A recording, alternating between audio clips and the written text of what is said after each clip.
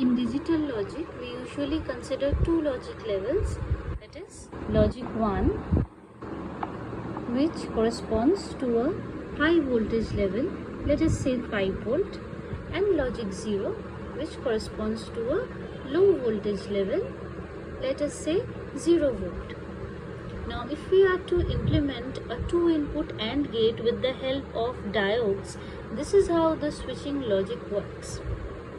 So we are going to take two diodes. Let the two inputs be A and B, and we are going to connect the diodes like this. So this is going to be the power supply, 5 volt in this case. We have a resistor over here, R say, and we are going to consider the output from here. Let us name this terminal Y. Let this be diode D1 and this be diode D2. Now if these are ideal diodes, that is if D1 and D2 are ideal diodes, then when D1 is forward biased, it is going to behave like a short circuit, and when it is reverse biased, it is going to act like an open circuit.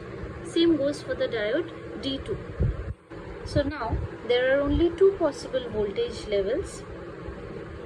Let us make a chart and explain the operation of this circuit.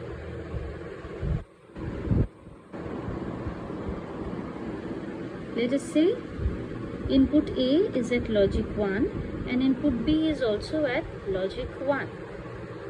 If input A is at logic 1, that is 5 volt, then diode D1 will be reverse biased and diode D2 will also be reverse biased, and the output Y will be equal to 5 volts, that is logic 1. Now if there is a logic 0 at input B, then this diode is going to be forward biased, that is D2 is going to be forward biased, D1 is going to remain reverse biased.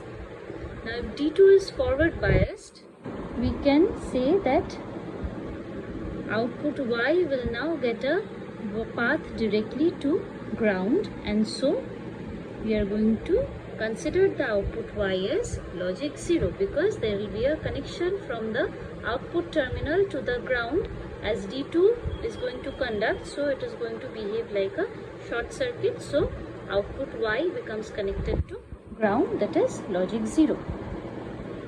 Similarly, if we have a logic 0 at input A and logic 1 at input B, then diode D1 is going to conduct, D2 is going to remain off, and using the same logic as before, output Y is again going to be 0 because now D1 is going to conduct and output Y is going to get a direct path to ground since input A is at logic 0. And if both the inputs A and B are at logic 0, both D1 and D2 are going to conduct and output Y is automatically going to be 0. So we can see that only when both the inputs A and B are at logic 1, the output Y is also logic 1. In rest of all the cases, the output Y is logic 0, and so we can say that this circuit behaves like a 2-input AND gate.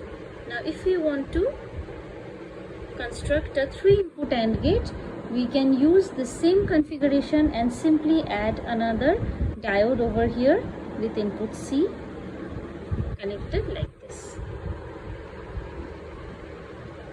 So this is how we can implement a logical AND gate with the help of diodes and a resistor only.